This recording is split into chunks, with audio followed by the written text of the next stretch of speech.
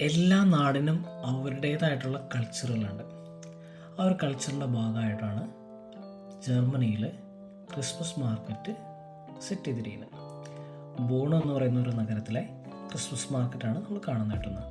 ഏകദേശം 160ഓളം സ്റ്റാളുകളാണ് അവർ ഈ Christmas മാർക്കറ്റിലായിട്ട് set ചെയ്തിരിക്കുന്നത്.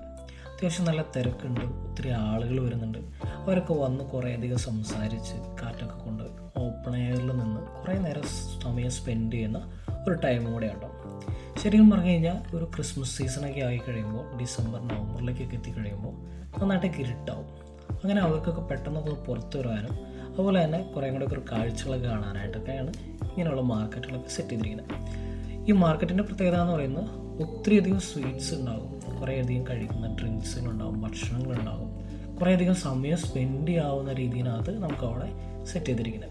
അതോടൊപ്പം തന്നെ കുറേയധികം സ്റ്റാളുകളുണ്ട്, ചെറിയ ചെറിയ കരകൗശല വസ്തുക്കളൊക്കെ വിൽക്കുന്ന സ്റ്റാളുകൾ, അങ്ങനെയുള്ള കുറേയധികം കാര്യങ്ങളും അവിടെ സെറ്റ് ചെയ്തിട്ടുണ്ടാകും. പിന്നെ ഉള്ളൊരു ഏറ്റവും വലിയ പ്രത്യേകത എന്ന് പറയുന്നത് എല്ലാവർക്കും അവിടെ വന്നിട്ട് എൻജോയ് ചെയ്യാൻ പറ്റും. കൊച്ചു കുട്ടികൾ മുതൽ വലിയ ആൾക്കാർ, വയസ്സായവരൊക്കെ ഒരേപോലെ തന്നെ എൻജോയ് ചെയ്യുന്ന ഒരു ടൈമും കൂടെ ഉണ്ടാവും. എല്ലാവർക്കും അതിൻ്റേതായിട്ടുള്ള രീതിയിൽ എല്ലാവരുടെ ടേസ്റ്റിനനുസരിച്ചുള്ള കുറേ കാര്യങ്ങൾ അവിടെ നമുക്ക് കിട്ടുകയും ചെയ്യും. വിലയൊക്കെ കുറച്ച് കൂടുതലാണ് എങ്കിൽ പോലും ഇങ്ങനെയുള്ള മാർക്കറ്റിലൊക്കെ വന്നിട്ട് പർച്ചേസ് ചെയ്യുക എന്നുള്ളതൊക്കെ ഇവരുടെ ഒരു വലിയൊരു അനുഭവം തന്നെ ഉണ്ടാവും. കുറേ കടകളുണ്ടാവും, വെറൈറ്റി ആയിട്ടുള്ള കാര്യങ്ങളൊക്കെ ഉണ്ടാവും. പിന്നെ പ്രത്യേകിച്ച് ക്രിസ്മസ് സീസണിൽ മാത്രം കണ്ടുവരുന്ന കുറേയധികം കാര്യങ്ങളുണ്ടാവും കേട്ടോ. കുറേ ഓർണമെൻറ്റ്സ് കുട്ടികൾക്കായാലും സ്ത്രീകൾക്കായാലും ആണുങ്ങൾക്കായാലും എല്ലാവർക്കും ഒരേപോലെ തന്നെ വന്ന് എൻജോയ് ചെയ്യുന്നതാണ്. പിന്നെ മറ്റൊരു പ്രത്യേകത ഈ ബോണിൽ കണ്ടതാണ്, ഓരോ സ്റ്റാളുകൾക്കും അതിൻ്റേതായിട്ടുള്ള പ്രത്യേകതകളുണ്ട്. അവരവരുടേതായിട്ടുള്ള രീതിയിൽ അത് ഡെക്കറേറ്റ് ചെയ്തിട്ടുണ്ടാവും. പല ക്രിസ്മസ് കൊണ്ടുള്ള അലങ്കാരങ്ങളൊക്കെ അവിടെ കാണുകയും ചെയ്യും. നല്ല രസമാണ്. ഈവൻ നമ്മുടെ ബുദ്ധനെ അവിടെ കാണാൻ പറ്റും. ഓരോ ക്രിസ്മസിൻ്റേതായിട്ടുള്ള കാര്യങ്ങൾ, പാത്രങ്ങൾ, ഐസ്ക്രീമുകൾ, ചോക്ലേറ്റുകൾ, അങ്ങനെ കുറേ കാര്യങ്ങൾ നമുക്കവിടെ കാണാനായിട്ട് പറ്റണം. പിന്നെ കുട്ടികൾക്ക് കളിക്കാനായിട്ടാണ് ഈ ചിൽഡ്രൻസ് പാർക്ക്, അങ്ങനെയുള്ള കുറേ കാര്യങ്ങൾ അവിടെ സെറ്റ് ചെയ്തിട്ടുണ്ട്. അപ്പോൾ ഈ ബോണിലുള്ള ഈ ക്രിസ്മസ് മാർക്കറ്റിൻ്റെ വിശേഷങ്ങളാണ് നമ്മളിവിടെ കാണുക.